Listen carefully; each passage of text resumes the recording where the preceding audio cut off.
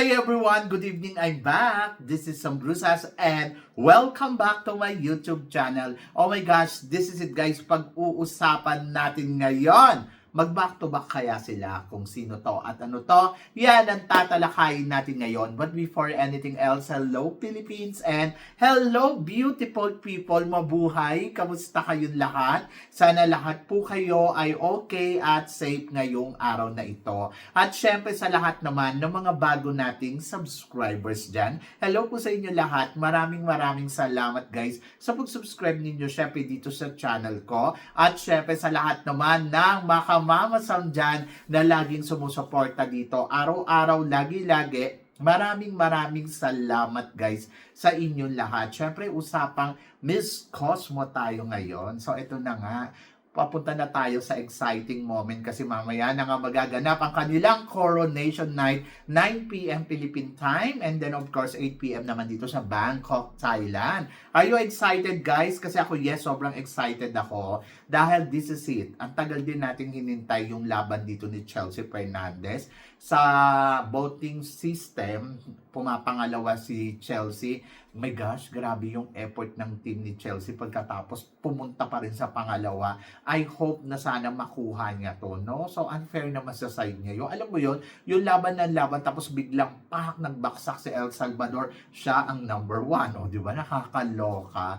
Pero nandoon naman ako sa part na parang kahit hindi naman niya makuha yung voting dito na mag number 1, papasok pa rin niya sa top 10 na, di ba? So, yon. Pero ang nakakaloka, sayang naman yung effort, di ba? Kasi di ba parang nilaban talaga nila yan at consistent si Chelsea ha, from the beginning until today na talagang hindi siya nawala sa voting system. Hindi katulad nila Vietnam, tuluyan na nawala. Si Mexico nanguna-kuno tapos wala na, natabunan na.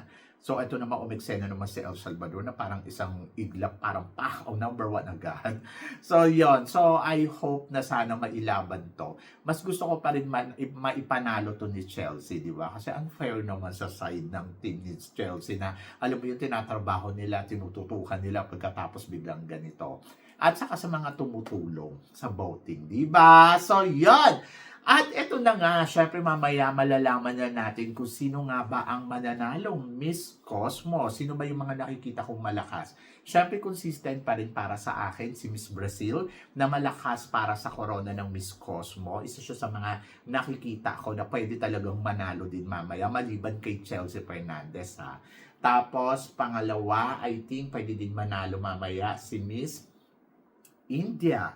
Oo, parang pwedeng makarating sa top 5 mamaya si Miss India. Feeling ko lang, dahil iba din talaga yung galing neto. Ayan, syempre mawawala pa ba sa listahan si Panama, di ba? So si Panama, actually dito sa competition na to, maraming malalakas, maraming magagaling. Halos lahat sila, di ba? Kung iisipin mo. Pero kasi, sino nga ba talaga yung pinakamalakas? At sa mga sa mga tawag dito, survey or sa mga admin, yung final nila, prediction.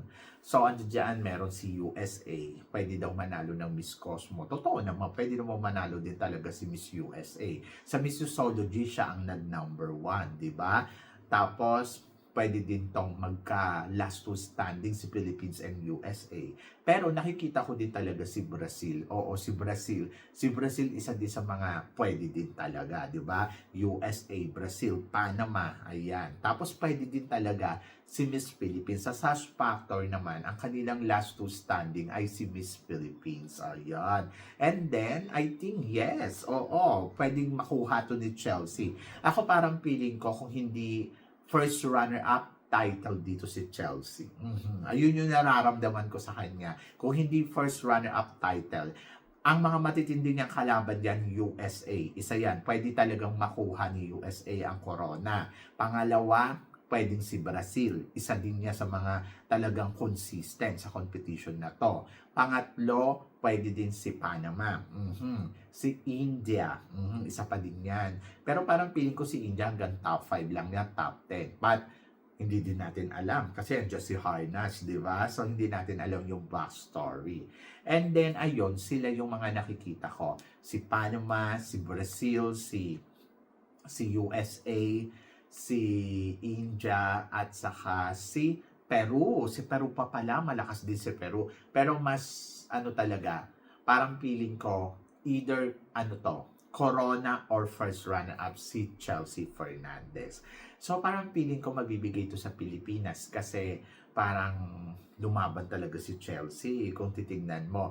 Kaya lang sabi ko nga, kung hindi lang to, alam mo yon, kung hindi lang mapopolitika, ay talagang malakas ang laban natin. So yun lang talaga yung nakikita ko. Pero may mga kalaban din talaga na pwede din talaga makasungkit ng Corona tonight. Kaya 50-50 tayo. Kumbaga, wag tayong mag-expect na wow, tayo ang mananalo. Pero kung makukuha natin ng Corona, syempre masaya tayo doon. And then, ayun. So, tulad nga ng sinabi ko, ang mga kalaban niya malalakas din katulad ni Brazil. Hindi ako parang kasi depende. Depende kasi sa hurado.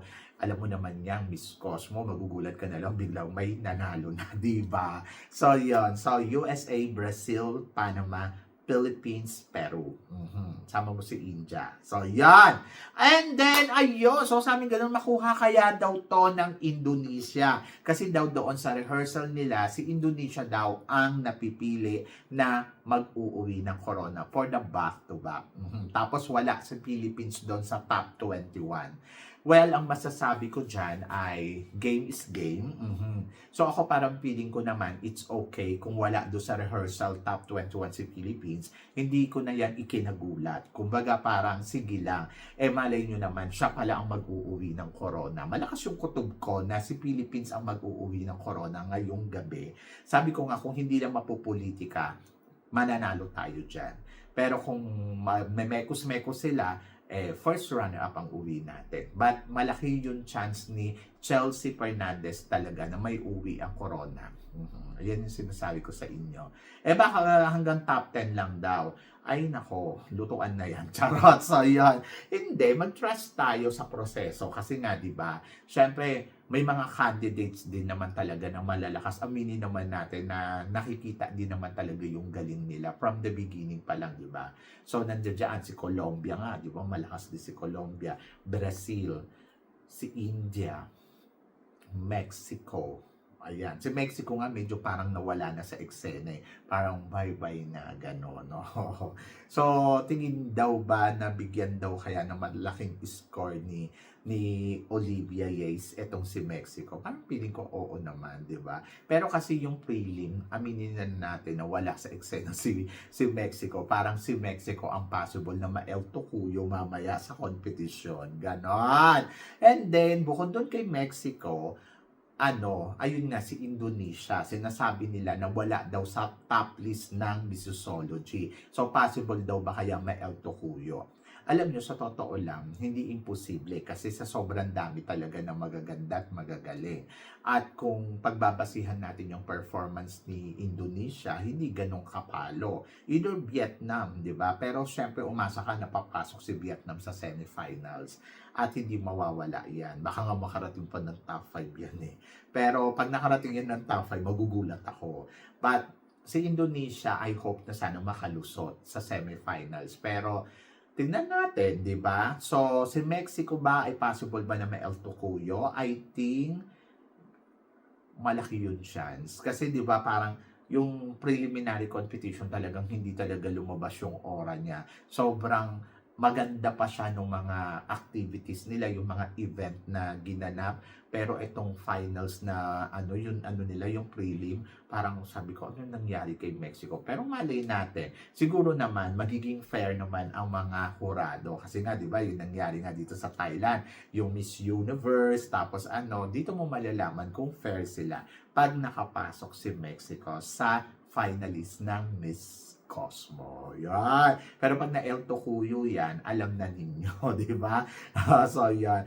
Hindi, kasi pressure din kasi talaga itong si Mexico kasi nga, di ba, gawa nila Yates, Olivia Yates, Paula Sugar. Siyempre, di ba, yung parang yung nangyari sa Miss Universe, hindi naman maaalis yun. Kumbaga, parang, eto na yung chance nilang makagante. Pero I hope na sana fair talaga sila para, alam mo yon, hindi naman maging issue to.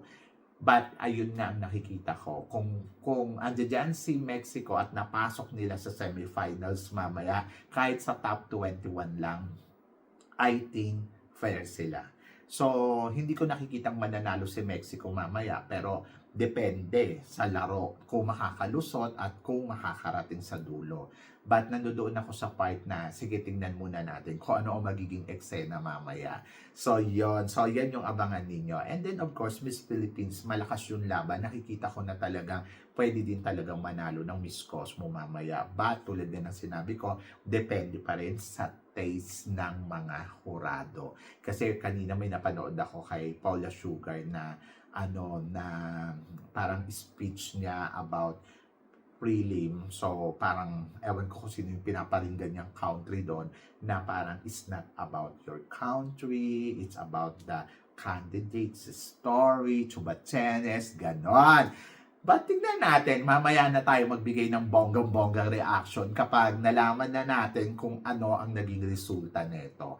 But for now, ang masasabi ko, malakas si Chelsea Fernandez sa performance na pinakita niya overall sa competition ng Miss Cosmo. Nakita ko naman na lumaban talaga ang Chelsea Fernandez. Malakas yung chance natin na makarating sa top 5. Malaki yung chance natin na maipalo to ni Chelsea hanggang sa dulo sa last two standing. Kaya pwedeng first runner-up or title ang Philippines. But depende yan sa sitwasyon. So, yan! So, kayo guys, ano guys ang masasabi ninyo dito sa mga pinag-uusapan natin ngayon? So, please comment below para at least malaman ko naman kung ano naman ang chika mo dito sa mga tinatalakay natin. So, yon. So, syempre maraming salamat sa inyong lahat, sa suporta at pagmamahal na binibigay ninyo syempre dito sa channel ko. At sa mga hindi pa po nakaka-subscribe, please don't forget to click like and subscribe my channel. At i-click nyo na rin po ang notification bell to more updated. Syempre, sa aking mga chika, sabi ng ganun, always keep smiling and laban lang. So guys, hanggang dito na lang. Hanggang sa muli nating chikahan. See you tomorrow. Thank you guys. Thank you.